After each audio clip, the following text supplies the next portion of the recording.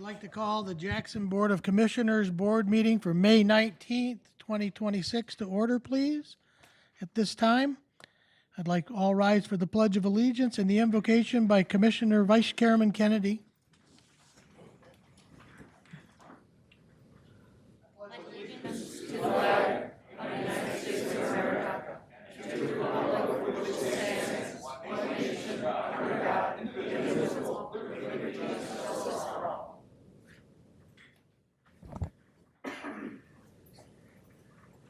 Heavenly Father, we come here tonight asking for your guidance, for us to make wise decisions, help the betterment of this county.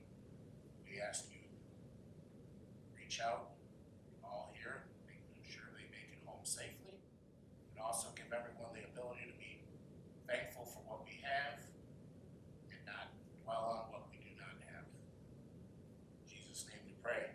Amen.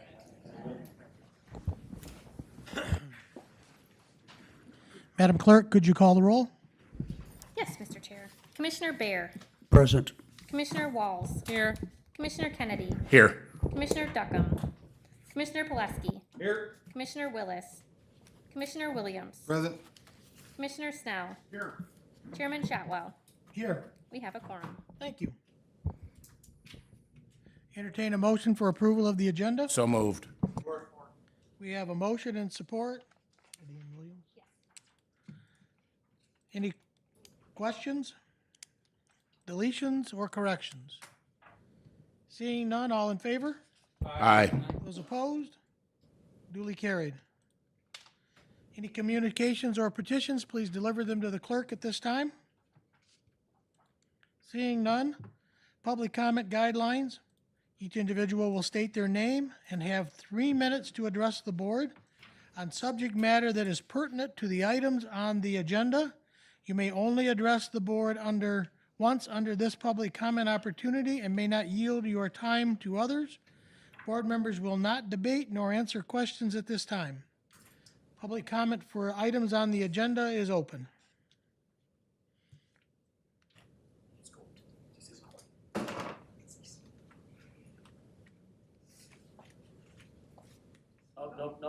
No, you would deliver it to the clerk, please. So sorry. You're okay.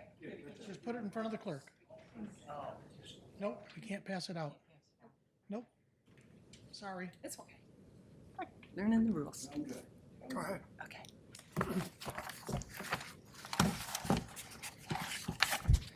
Hi, my name is Pam Perlos, and I am here to speak on behalf of the animal shelter, the dog park, and particularly Lydia Sattler.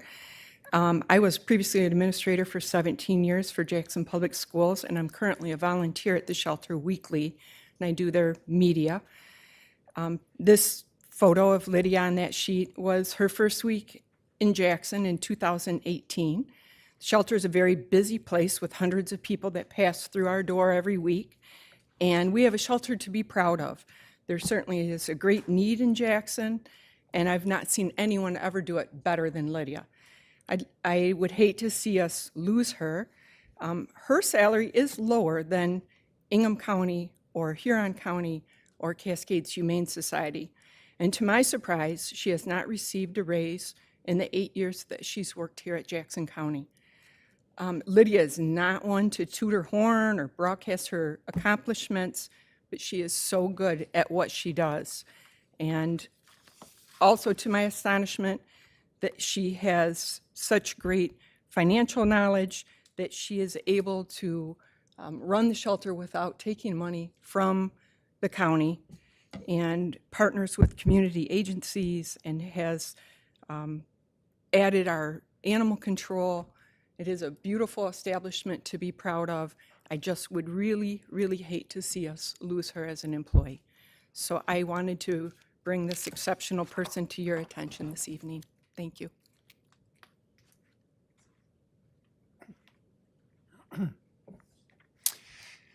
My name is Fred Trexler. I live in Summit Township.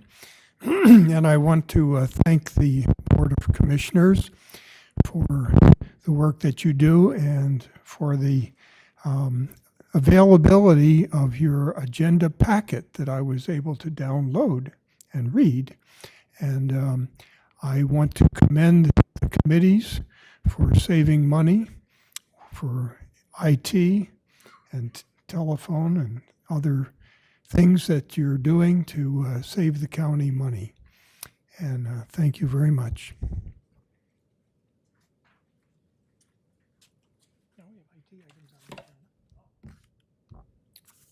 All right. Good evening, Chair, Commissioners, members of the public. My name is Madeline Slavsky. I serve as a field crops educator for Michigan State Extension right here in Jackson. Thank you for the opportunity to speak tonight. Michigan State Extension is an outreach arm of Michigan State, and our mission is to bring research-based education directly to the community, helping residents, local businesses, local government thrive. I just want to bring to y'all's attention some events and programs that are of particular interest to Jackson County residents. Two of them are field days for farmers coming up. June 10th is a food grade grains field day, the first, at least I'm aware of, in the county, hosted by Jeff Boyer near Napoleon. This day, we're going to have farmers and local grain processors and local bakers come together, learn about what it takes to grow food-grade grains, so grains that can be eaten by humans. And so that will be a really nice educational day. June 18th is a field day hosted by the Conservation District, and it's for regenerative ag. It's hosted by Greg Sanford near Tompkins. And I'll be there showing off a rainfall simulator, which highlights how farming practices can help water quality. So those are two events coming up. In general, doesn't take, you don't have to farm to know that right now it's a really hard time to farm. And so what we do is focus programming on improving farm profitability. The way that I'm doing that here in Jackson County is helping local farmers host on-farm trials to put their practices to the test, make sure that they're getting all the bang for their buck for all the products that they're using and purchasing. I also send out regular email newsletters, and I can give information on how to sign up for those newsletters that give reports on all of the pest and crop scouting that I do in the county to help Jackson County farmers make more informed decisions. Also available to all farmers, whether or not they are in Jackson County or not, and family members of farmers, is a nice program from Michigan State. It's the Farm Stress Program, free teletherapy. Farming is very stressful, and mental health is a huge problem in the farming community, and so just want to bring that to attention. But thank you for your continued support of Michigan State Extension, and for the work you do on behalf of Jackson County residents like me. We look forward to continuing our partnership. That's it. Also, I have flyers, if I can give them to you.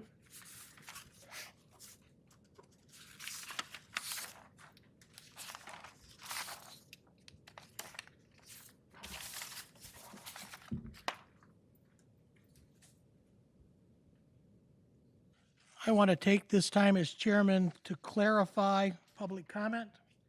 You have to be speaking to an item that is appearing on the agenda before the second public comment.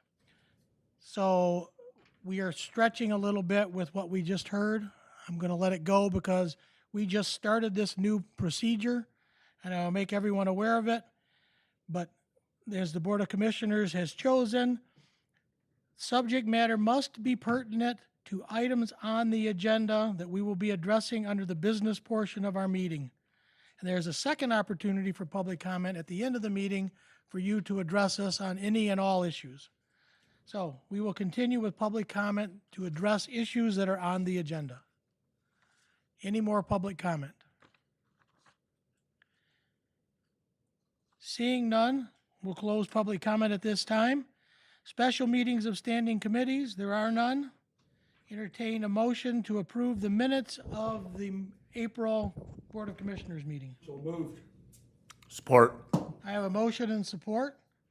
Any questions or corrections? No. Seeing or hearing none, all in favor, please say aye. Aye. Those opposed? Duly carried. We've arrived at the consent agenda. Entertain a motion? I have a motion. I heard a support. So we have a motion and support for the consent agenda. Any items for removal at this time? Commissioner Bear. Thank you, Mr. Chairman. I would like to pull item 10I, medical examiner.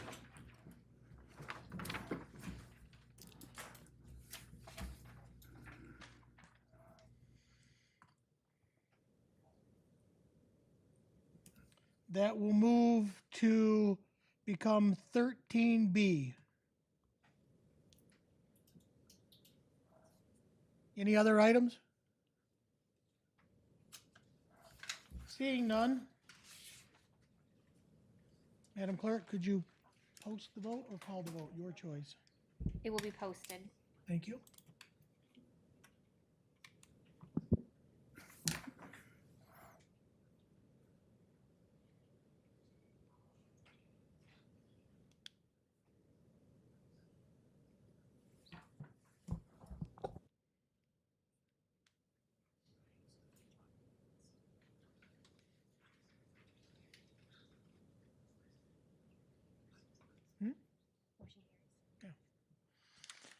Motion carried.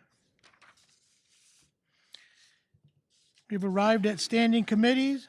Standing Committee, Public Safety and Transportation, chaired by Vice Chairman Corey Kennedy. Commissioner Kennedy. Thank you, Mr. Chair. Our first item of business tonight are some appointments.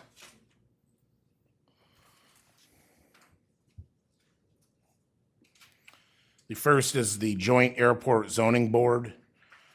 The first position of the one of two members from townships within 10 miles.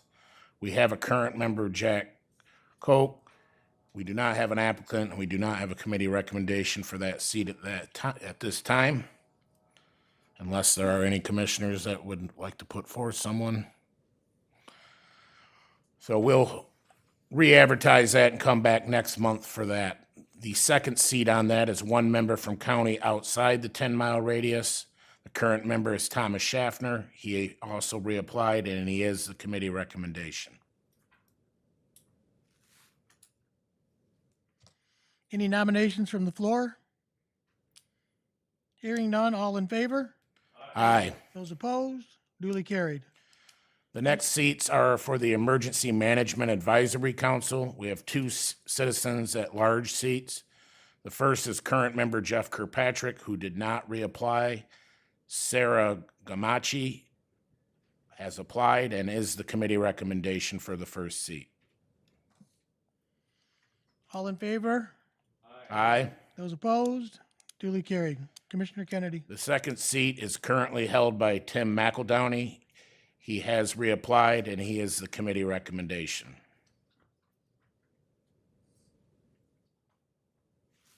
All in favor of concurrence of Tim McEldowney?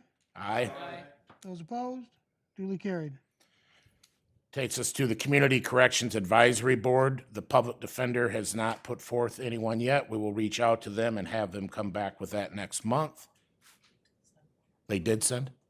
Can you please, we did get their recommendation. It's Angie Borders, who is the deputy for the public defender.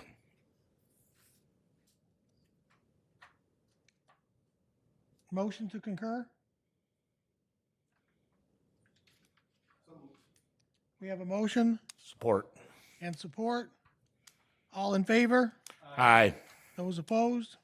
Duly carried. Commissioner Kennedy. That takes us also for the Community Corrections Advisory Board, the Circuit Court Judge Proxy Designee. Mr. Jacob Stressman has applied, and he is the committee recommendation. All in favor of Jacob Strussman? Aye. Those opposed? Duly carried. Thank you. That is all for our appointments. We'll now move to the item that was removed from the agenda. No, those are all other people's. Oh, excuse me. Excuse me, that'll conclude business for public safety and transportation. Thank you. Thank you, Commissioner Kennedy. Standing Committee General Government, tonight chaired by Vice Chairman of Standing Committee Government, Margie Walls. Commissioner Walls.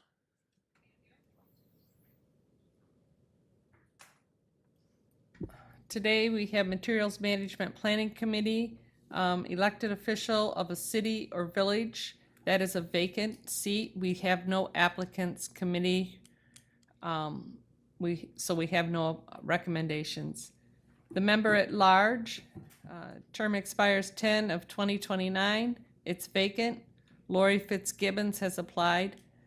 Committee recommended appointments. We have a second member at large, 10 of 2029.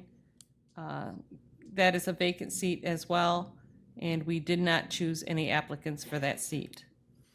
We have a motion for Lori Fitzgibbons. Do I have a second? All in favor? Aye. Those opposed? Duly carried. The Employee Retirement System Board, our current member is Danielle Paquette. Danielle has reapplied, and she is the committee recommendation. This is a concurrence. All in favor? Aye. Those opposed? Duly carried. Marjorie? Yep. The Upper Grand River Watershed Alliance, public seat. New term expires May of 2028. Jeffrey Snyder is the current member. Applicant Jeffrey Snyder and Paul Rentschler.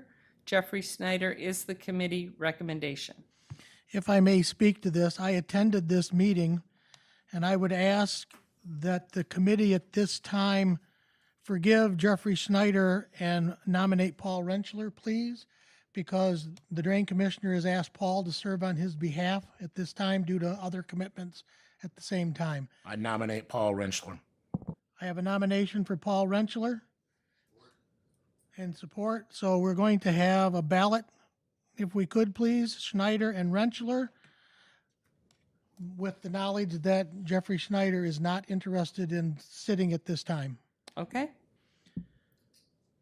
So, Madam Clerk, could you call the roll? Absolutely. Commissioner Walls. Rentschler. Commissioner Kennedy. Rentschler. Commissioner Pulaski. Rentschler. Commissioner Williams. Rentschler. Commissioner Snell. Rentschler. Commissioner Baer. Paul Rentschler. Chairman Shotwell. Rentschler. Rentschler passes. I will forward that and let the committee know that Paul is going to be seating on that in a public seat. Thank you. Ms. Walls? Continued on the Upper Grand River Watershed Alliance. We have a public seat. The new term expires May of 28. Current member is Shikha Singh. Shikha has reapplied, and the committee recommendation is Shikha Singh. Any nominations from the floor? Hearing none, all in favor of Shika? Aye. Aye. Those opposed? Duly carried. Commissioner Walls? Another public seat to expire 5 of 2030. Kenny Price is the current member. Kenny Price has applied, and Kenny is also the committee recommended appointment. Any nominations from the floor? All in favor of Kenny Price, please say aye. Aye. Those opposed? Duly carried. Commissioner Walls? Public seat expiring 5 of 2030. Current member is James Seitz. Applicant is James Seitz and Kurt Rudolph. Committee recommends James Seitz. Any nominations from the floor? Hearing none. All in favor? Aye. Those opposed? Duly carried. Commissioner Walls? Yes. Public seat expiring 5 of 2032. Current member is Christy Davis. She did not reapply. also Kurt Rudolph, and committee has recommended Kurt Rudolph. Any nominations from the floor? Hearing none, all in favor of Kurt Rudolph, please say aye. Aye. Those opposed? Duly carried. Commissioner Walls. Public seat expiring 5 of 2032. Current member is Todd Zeller. Todd Zeller has reapplied, and committee recommendation is Todd Zeller. Any nominations from the floor? Hearing none, all in favor of Todd Zeller, please say aye. Aye. Those opposed? Duly carried. Commissioner Walls. Okay, we have before us the Administrator Controller Community Development Block Grant application. Entertain a motion. So moved. We have a motion and support. Questions? Commissioner Bear. Thank you, Chairman. I had made several requests at the committee meeting, and I'm pleased to see that many of the requested changes that I'd asked for have been incorporated. So thank you for that. I've got only a couple items that I think we still need to discuss. The first is the authorizing resolution. The cover letter says we want to complete this authorizing resolution at the study session, June 2, that's a Monday at 8 a.m.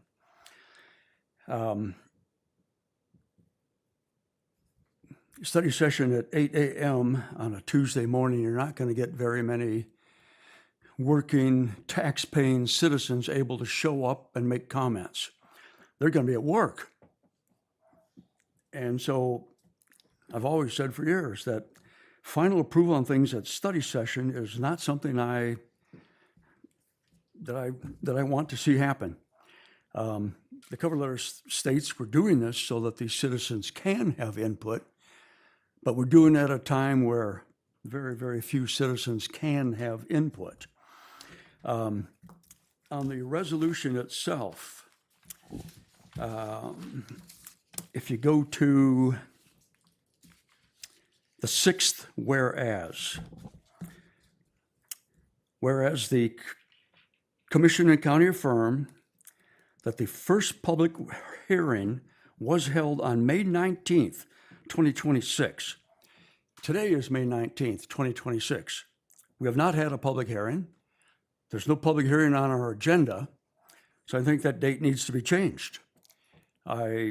My goal here is to increase our odds of winning this grant. I'm not against this grant. I want this grant. But having the wrong date for our public hearing does not improve our odds of winning this. That document has already been corrected and given to the clerk for signature. Couldn't hear you, Deborah. That document has already been corrected and given to the clerk for signature upon approval. The new date, the corrected date is on there. Thank you for that. I appreciate that. I'll mark that off as done. Okay, this document still says that in the third whereas, that this is consistent with our 2021-2025 Region 2 Economic Development Strategy. We're past 2025. Has our current Region 2 Economic Development District Comprehensive Economic Development Strategy been updated? Yes. That is the most current one available. Yeah, we have to go with the most current document when we're applying for this, Tony. So you have to use the previous document right now. Okay, that's a current one. Thank you.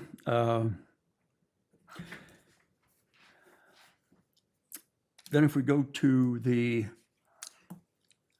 public hearing, the notice of public hearing, it says this is going to be done at the study session. Sorry, I told you, I don't like that. We are prohibiting our citizens from attending. Also at the notice of public hearing on lines 8 and 9 in this document, they state that in the event of displacement, homeowners would be responsible for the arrangement and funding of temporary relocation if required to complete repairs. But then if we go to page 9 of our application under public hearing notice must include paragraph C. Our notice of public hearing must include plans to minimize displacement and provide benefits to displaced persons. So our notice of public hearing says if a citizen is displaced, that's at their expense. But our application for this grant says that we are to provide benefits to those displaced persons. Which is it? Are they on their own, or are we going to follow our grant? We're to minimize the impact on them. And if we can't do that, then the next clause is we would assist. So the idea is to minimize any and all burden put on the person who's having their home remodeled, Of course. okay? But if it comes down to the need to not be in the property at the time of the remodel, then we're to work with them to minimize the impact of the cost on them. Of course. That's understandable. We're going to minimize That the means, impact. that means we won't put them up in a Ritz-Carlton, but we will assist them with making sure they have a place to stay. If that is our true intent, That's Then what that sentence says. So that is our true yeah, intent. that is. That's why I read it in the first place. I read it That's before what it you says. did. That's what it says. So if our application and our intent is to provide benefits to displaced persons, then on our public notice, the sentence that homeowners will be responsible for arranging and funding of temporary relocation. So those means- two statements are in conflict. That means, no, they're not. Yes, If they are. No, they're not, sir. Yes, If they you, are. let me finish.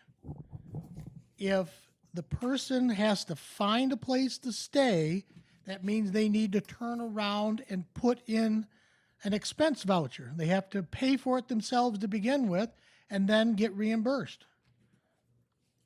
It's not something, we don't go and find them their apartment. We don't go and find them. And if they could stay at a relative's house, then they could do that.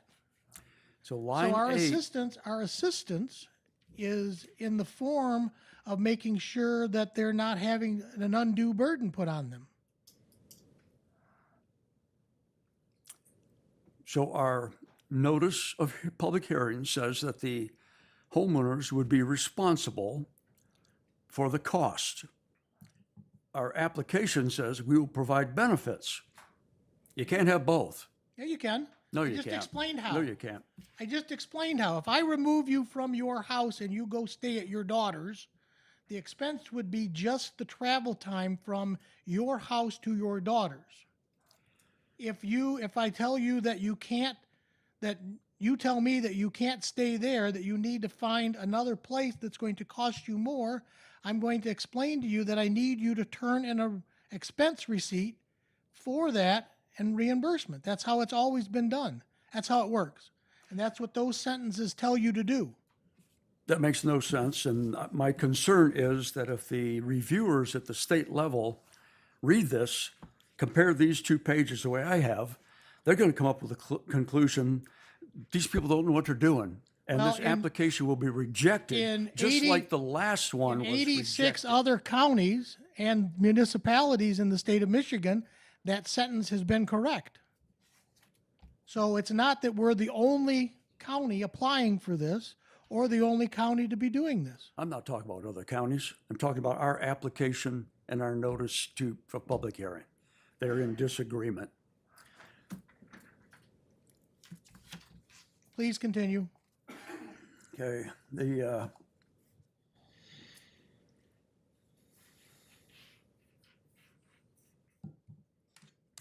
my final item that the application must include a copy of our procurement policy. And I still do not see our procurement policy attached. I hope somebody in administration attaches that before it goes out, because currently it's not there. So that's my input. So I'm asking the other commissioners, do you want to improve our odds of winning this grant, or do you want to gamble? Any further commissioner comments? We have a motion and support to go forward with this. Madam Clerk, could you post the vote? It is posted. Would you repeat the motion that we're voting on? To approve the signing of the authorizing resolution for the Community Development Block Grant CDGB application, allowing the county administrator to proceed with submission as well as approval for a public hearing to take place. Thank you.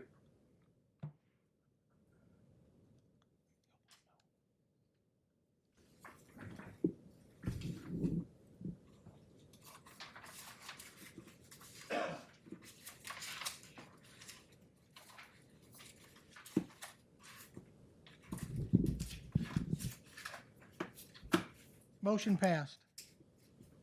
Commissioner Walls.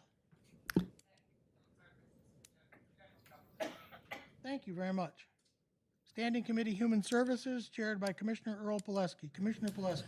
Thank you, Mr. Chair. We have one appointment to make tonight to the Veterans Affairs Board. It's for a term expiring in March of 2030. It is currently held by James Ducey. We had three really excellent applicants: James Ducey, Carissa Barton, and Kenny Price. And James Ducey is the committee recommendation. Any nominations from the floor? Nominate Kenny Price. Any other nominations from the floor? Hearing none, Madam Clerk, would you call the poll? Of course. Commissioner Kennedy, Kenny Price. Commissioner Pileski, Ducey. Commissioner Williams, Ducey. Commissioner Snell, Price. Commissioner Baer, Ducey. Commissioner Walls, Ducey. Chairman Shotwell, Ducey. 5-2. Thank you to all the candidates. Commissioner Pileski. Thank you, Mr. Chair. The next item is the item that was pulled from the consent agenda. It is a recommendation to appoint Doctors Pakras and Cho as deputy medical examiners as recommended by administration. The committee recommendation is to appoint those two doctors as deputy medical examiners and comes forward as a recommendation from committee. We have a motion. Do we have support? Forward. We have a motion and support. Commissioners, questions? Commissioner Baer. Well, the reason I voted for James Ducey for Veterans Affairs is because the man who heads up Veterans Affairs sent a letter to us asking us to approve James Ducey. Commissioner Baer, you're out of order, sir. Commissioner Baer, you're out of order. Interrupting me again, or am I going to get to finish something? No, sir, you're not going to get to finish. You're to talk about the medical examiner. That's what's motion and support at If you this would have time, waited sir. 2 seconds, I would have been on the. No, sir, please continue medical with the examiner. medical examiner, please. I will if you'll let me finish.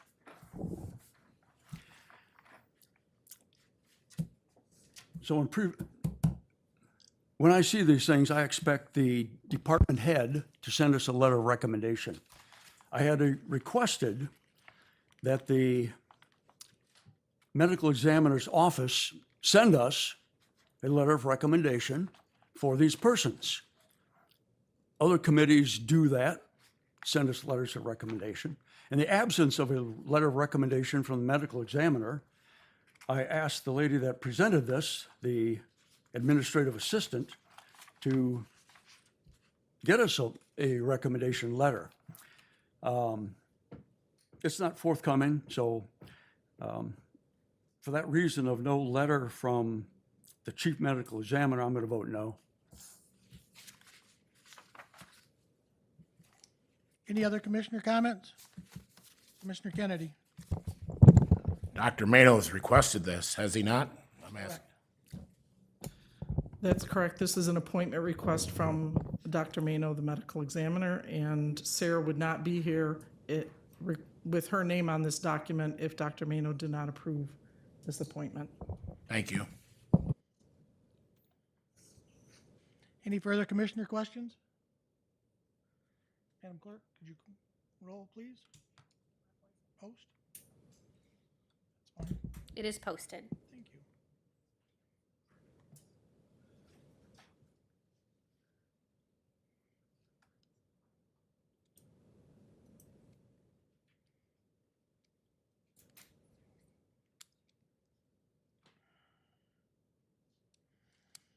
Motion carries 6-1. Commissioner Pileski. That concludes the Human Services work tonight. Thank you, Mr. Chair. Thank you. Board of Commissioners have no unfinished business at this time. We move to our new business, item 15A, the Employee Retirement System 2025 Annual Actuarial Pension Plan. A motion to receive. So moved. Support. Motion and support. Any questions? Seeing or hearing none, Madam Clerk?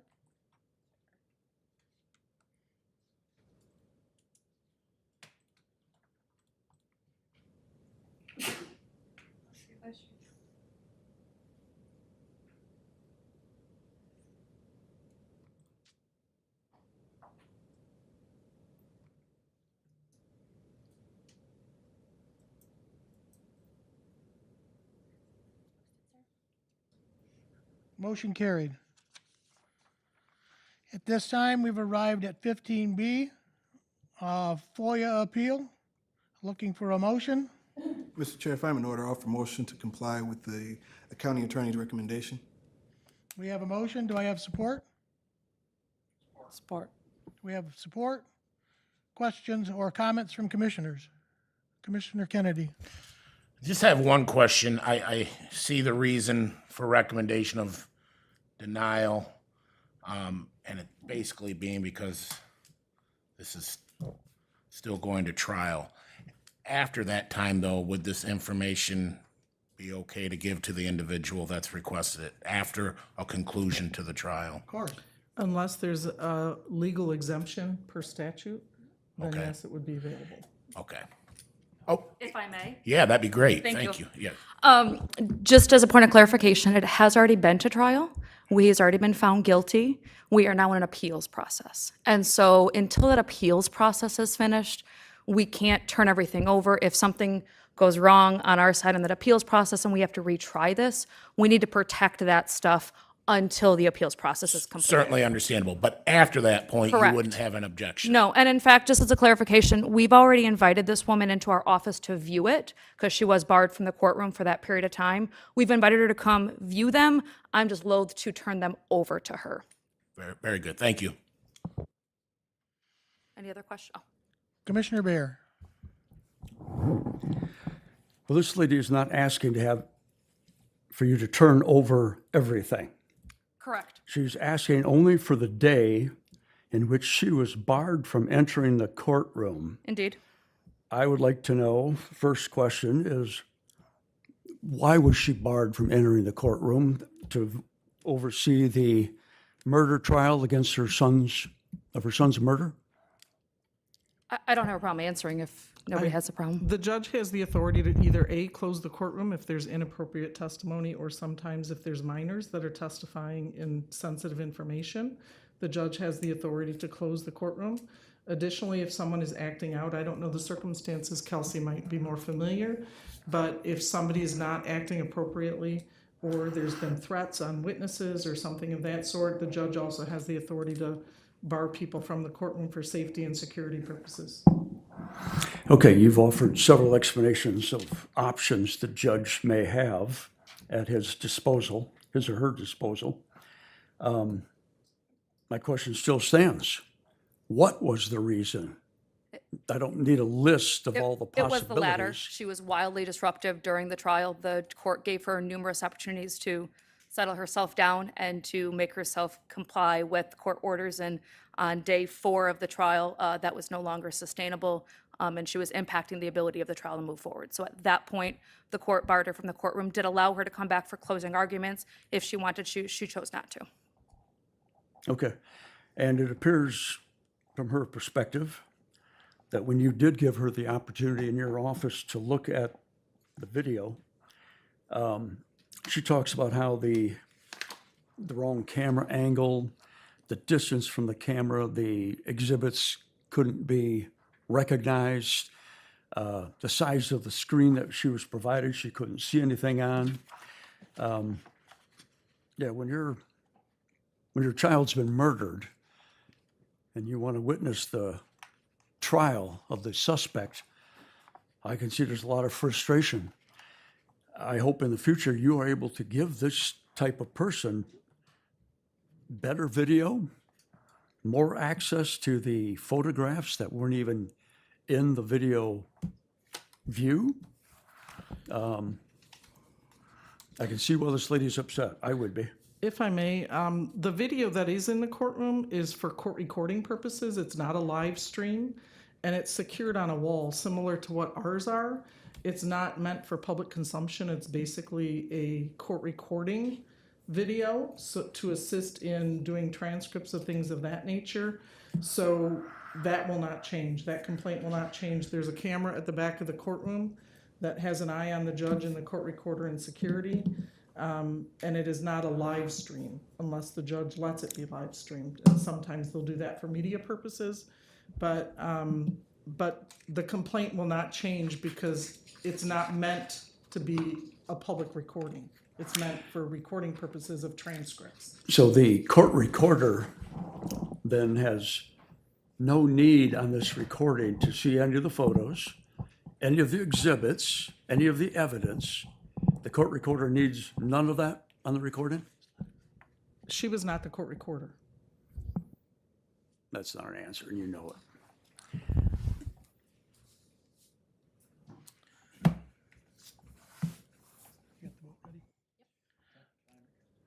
Go ahead. Just to clarify, Mr. Chair, the motion on the floor is to uphold the denial. Am I correct? Correct. Thank you.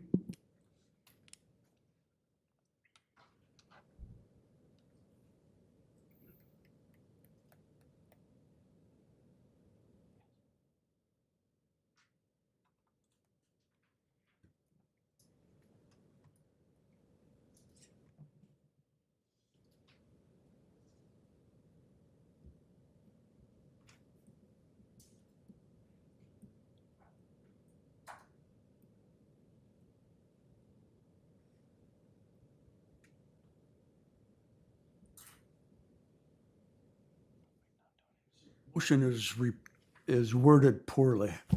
You're just asking me, the motion is to comply with the county attorney's opinion, and the motion doesn't even state what the attorney's opinion is. What's on my screen, Commissioner Bear, is comply with the county attorney's opinion by upholding the denial. Is that correct, Commissioner Williams? Yes. Thank you.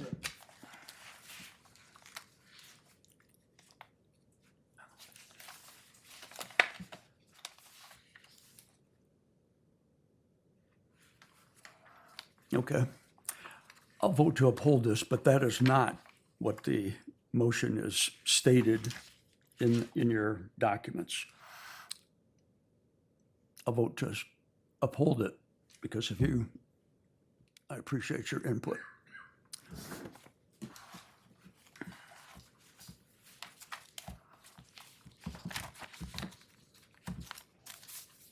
We've arrived at the second opportunity for public comment. Each individual will state their name, have 3 minutes to openly address the board.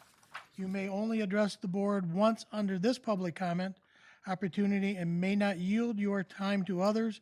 Board members will not debate or answer questions at this time.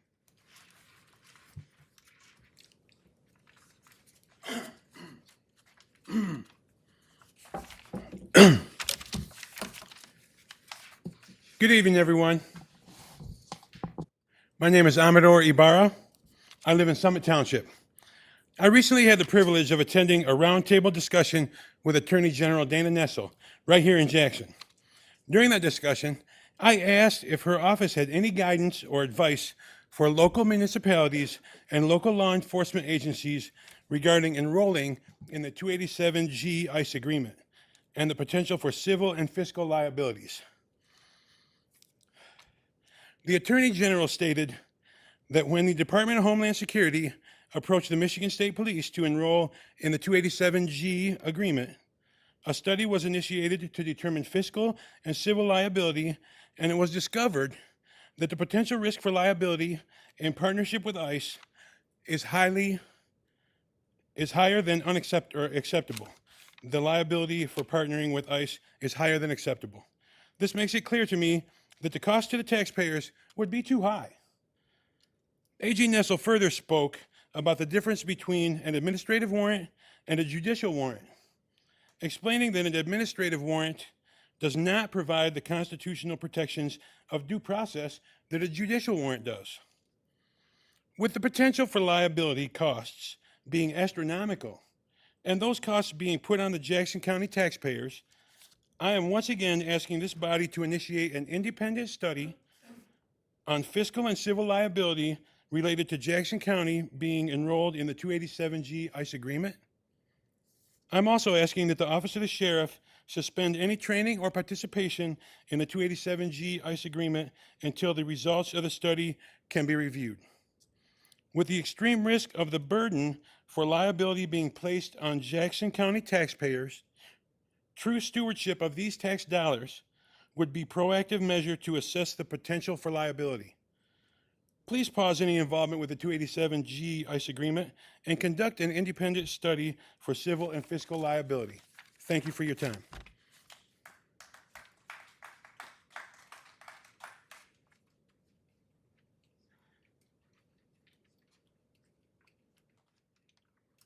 Hi, Commissioners. My name is Jeannie Brown. I'm in Summit Township. I just came to talk about the solar panels on the Chandler Jail. I have a couple questions about that. If they guarantee the amount of savings, what happens if they don't have those savings, especially if they break? Whose responsibility is it to fix it if it does break? Do we have to pay for it? What company is responsible for these solar panels? I have gone to many meetings about solar panels and even met with John Griffin, who told me that the solar farms in Battle Creek don't work anymore. And I think that only lasted 3 years. I think they were up 3 years before they all broke. One of my friends put solar panels on her house, and they lasted about 6 months. The guy that came over to fix it told her that they shorted out and it could have started a fire. Solar panels have been around for 20 years. And if they were so great, everybody would have them. This is another instance of wasting taxpayer money. I also want to say, well, I heard that you put $2.6 million in these solar arrays for Chandler Jail, which that is, and what we're saving on energy isn't going to compare, and it's a 20-year contract. And from what I've seen and heard, these panels don't last that long. I know what Google says, 20 to 30 years. But that's all I wanted to say. Thank you.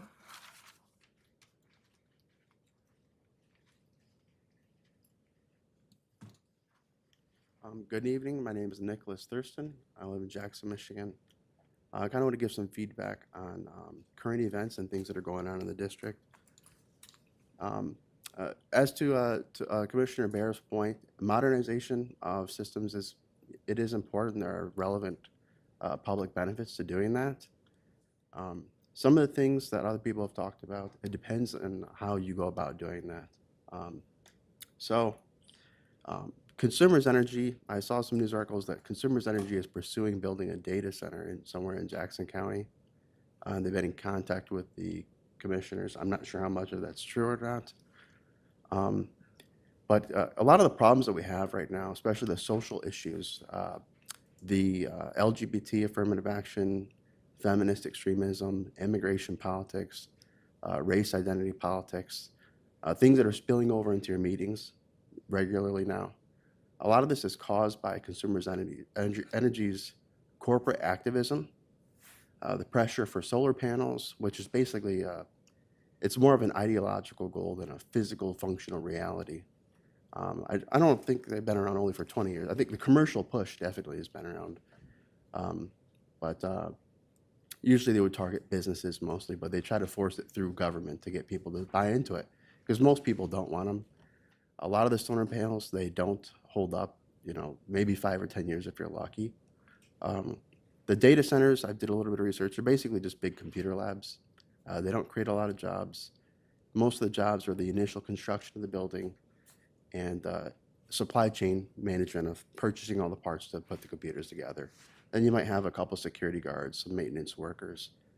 But they're, you know, big hogs of natural resources. A lot of people that are both conservative, maybe even some people that are considered far right, or also people that are considered far left. It's the only thing that anybody really agrees on is that the data center thing is not popular.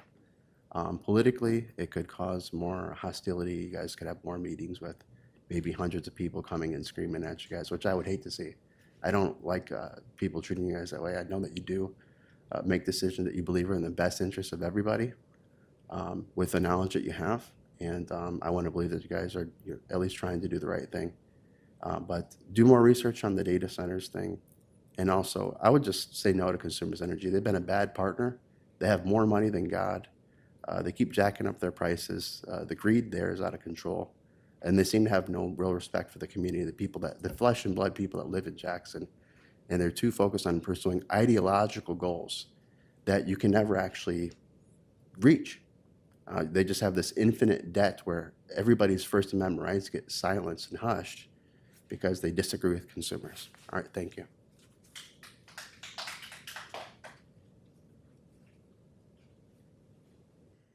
Any other public comment? Any other public comment? Public comment is now closed. Commissioner comments? Any commissioner comments? Seeing none, entertain a motion to adjourn. You have a motion and support. All in favor, please say aye. Aye. Those opposed, duly carried.